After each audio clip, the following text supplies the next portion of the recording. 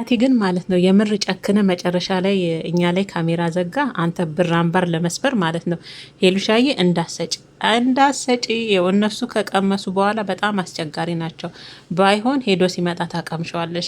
ሰላም ውድና የተከበራችሁ ቤተሰቦቼ፣ እንዲሁም ደግሞ ሄሉ ሰሞኑን ጠፍታ ነበር። ቪዲዮን በመጥፋቱ ብዙዎቻችሁ ተጨንቃችሁ እኔ ጋም ኮሜንት እያስቀመጣችሁ ነበረ። ለምንስ ቪዲዮ አጠፉ? ምንድን ነው ችግሩ እያላችሁ ነበረ እና እንዴት ናችሁን የኔ ውዶች? በስማን በጣም ነው ግን ለሄሉ የምትጨነቁት እግዚአብሔርን፣ ለናቲም ለሄሉ ማለት ነው። እና ሰላማችሁ ብዝት ይበልልኝ። እኔ ጋር ሁሉ ሰላም፣ ሁሉ መልካም ነው። እንግዲህ ለተጨነቃችሁ ለተጠበባችሁ ናቲና ሄሉ ምን ሆነው ነው? እኔም ለነገሬ በነገራችን ላይ ግራ ተጋብቻለሁ። ቪዲዮ ሰርተው ከቆየ በኋላ የሚያጠፉት ነገር ለሁለተኛ ጊዜ ማለት ነው። እና ኮሜንት አይቼ ነው ተመልሼ ሄሉ ቤት ገብቼ በናቲ ቤት ነው የተለቀቀው ያ ቪዲዮ ገብቼ ድጋሜ ሳይ ቪዲዮ ጠፍቷል። እኔ ጋር ኮሜንት ጽፋችሁ ማለት ነው። እና እኔ ራሴ ምን ሆነው ነው ቪዲዮ የሚያጠፉት ብዬ የእውነት አስቤ ነበረ። እና እንግዲህ ዛሬ ያው ለተጨነቃችሁ በሙሉ ሄሉና ናቲ ደስ በሚል ፕሮግራም መጥተዋል ማለት ነው። ችግራቸውን ያለውን ነገር ሁሉ ፈተው ሄሉም ለናቲ አስረድታ እንግዲህ ቪዲዮ ለምን እንደጠፋም ተናግራለች። ያው መቱኝ ያለችው ሰዎች ይመስለኛል እነሱ ቪዲዮን አጥፊና በውስጥ ሁሉን ነገር እንፍታ ስለተባልኩ ለዛ ነበረ አየር ላይ ቪዲዮዎቹን ሳጠፋ የነበረው በማለት እንግዲህ መልስ ሰጥታ ከናቲ ጋም ያለውን ነገር በንግግር እንደፈቱ ከተጣላችሁም ሰው እንበል ከደበደቧት ሰዎች ያው ነገሮችን እንደፈታች ከናቲ ጋም ያለውን ነገር እንደፈታችና ናቲም የጃው ጊዜ እየደረሰ ስለሆነ እስከሚሄድ ላስደስተው በማለት ያው ፍሩቷን ወይኗን ምኑ ሀባቡ ምኑ አልቀረም ፍሩሽርሽ አድርጋ እንግዲህ ደስ የሚል የፍቅር ጊዜ እያሳለፉ ነው ዛሬ የመጡት። በጣም ነው ደስ የሚለው። ብዙ እህቶቻችሁ የሄሉና የናቲ ተጨንቀው ነበረ። ዛሬ ግን ያው ደስ በሚል ሁኔታ መጥተዋል። የእውነት በጣም ነው ደስ ያለኝ።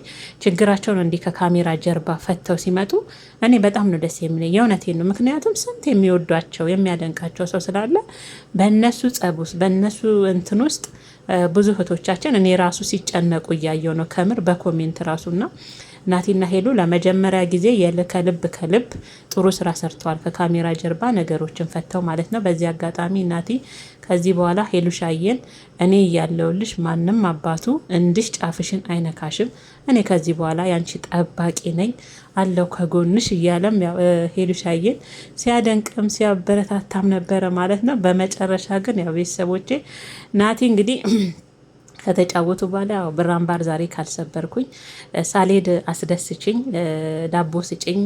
አንዳንድ ሴቶች አይን አይተው ይረዳሉ ይባላሉ። ናቲ ግን ሄሉሻዬ ግን ናቲ ነው የሚለው ሄሉሻዬ ግን ገገማ ነች። አይኔን አይታ ራሷ አትረዳኝ ምን እንደምፈልግ እያለ እየሳኩ ነበረ ያዩዋቸውና ሄሉሻዬ ደግሞ በስማም ናቲ የልብን ይቀይርል የት ሄድባልን ያጠገበህ አይደለው እንዴስ እኮ ይደርሳል በማለት እንግዲህ ስታባብለው በመጨረሻ አታኩርፍ እንድታኮርፍ አልፈልግም፣ ማዕዱን እንብላና ሰጣለሁ ዳቦ ከፈለግ ካላለች እዛ ሄሉዬ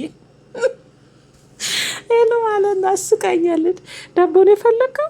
ዳቦ ከፈለክ በቃ እኔ እንድታኮርፍ አልፈልግም እሰጣለሁ። እሱ የት ሄድባል? ይደርሳል እኮ ያው ይደርሳል። ያው ከተጋባንም በኋላ ምናምን ብለን አንዱ ከደርሳ እንድታኮርፍም አልፈልግም እኔ ሄሉ የሁኔታ አስቀኛል። እና ናቲ እንግዲህ ዛሬ ብር አምባር ካልሰበርኩ እያለ ነው። በዚህ አጋጣሚ ያው ለኮሜንቶችም ሄሉ መግቢያ ላይ መልስ ሲሰጥ ነበር። እሱም ደግሞ ያው ተጋቡ ናቲ ቀለበት ሰርልሽ ምናምን የሚለውንም ጊዜ አለው።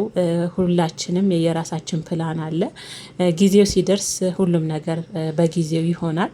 እናንተ ያው ለእኔ ያስባችሁ ተጨንቃችሁ ፍቅራችሁ ስለምትወዱኝም ፍቅራችሁን በዛ መልክ እየገለጻችሁልኝ ነውና እኔና የናቲ ነገር ሁሉ ነገር በፕላን የተያዘ ነው። ጊዜ ያለው በጊዜ ሁሉን ነገር ይሆናል እያለች እንግዲህ ስለ ጋብቻም ያው ብዙ ኮሜንቶች ተጋቡ ሄሉዬ ወንደሞ ናቲ ቀለበት አድርግላት እንላለን አይደል?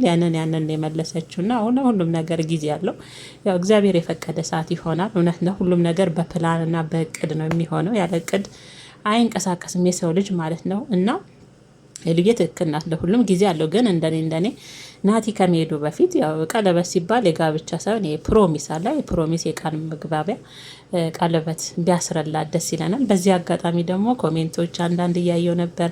ሄሉዬ ናቲ በጣም ነው የሚወድሽ፣ በጣም ነው የሚያፈቅርሽ፣ አንቺም እንደዛው፣ ግን ቃሉን ጠብቂለት ሄዶ ስደት እስከሚመለስ ድረስ ስደትም ሆኖ እባክሽን ቃሉን ጠብቂ እንዳትጎጁ እያላችሁ ነው። እና አትጎዳው ሄሉ አትጎዳውም፣ ከምር አትጎዳውም። ምክንያቱም ሄሉሻዬ ከዚህ በፊትም እንዳያችሁ በናቲ ስትጎዳ ነው ያየና። ስንት አመት ሙሉ እንደዚ አይነት ክፍተት ሲፈጠር ተኮራምታ ከራሷ ጋር ብዙ ነገር ያሳለፈች ልጅ ናት።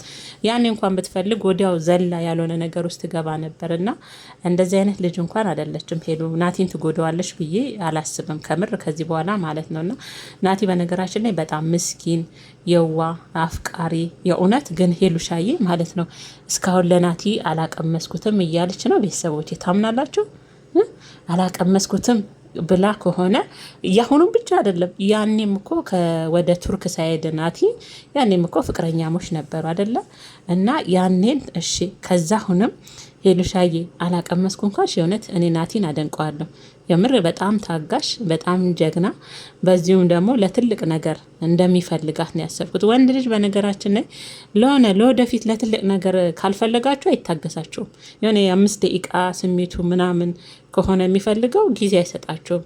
ግን ለትልቅ ነገር የሚፈልጋችሁ ለሚስትነት የልጆቹ እናት እንድትሆኑ ነገ አብራችሁ እንድትወልዱ እንድታረጁ የሚፈልግ ህልም ያለው ወንድ ልጅ ግን ለዚህ ለ5 ደቂቃ ብዙ አይጨነቅም የምር። እና ናቲ የእውነት ከሄሉ አልቀመስኩም አይነት ነገር ይመስላል የዛሬው ማለት ነው። እና እንደዛ ከሆነ ናቲ በጣም አርንቅ ያለ። በነገራችን ላይ ናቲ ምርጥ ልጅ ነው እንዳየሁት ከሆነ የዋህም ነው ምስኪንም ነው የፍቅርም ልብ ያለው አይነት ልጅ ነው። እና ሄሉዬ ከላይ ነው የተሰጠሽ እንግዲህ አሜን ብለሽ ናቲን ጠብቀሽ ቢሄድም እንደምትቀመጭ ቁንጥጥ ብለሽ ናቲ እንደምትጠብቂው ተስፋ አደርጋለሁ። የኔ ቆንጆ ፍቅራችሁ ይለምልም ያብብ ብለናል ማለት ነው።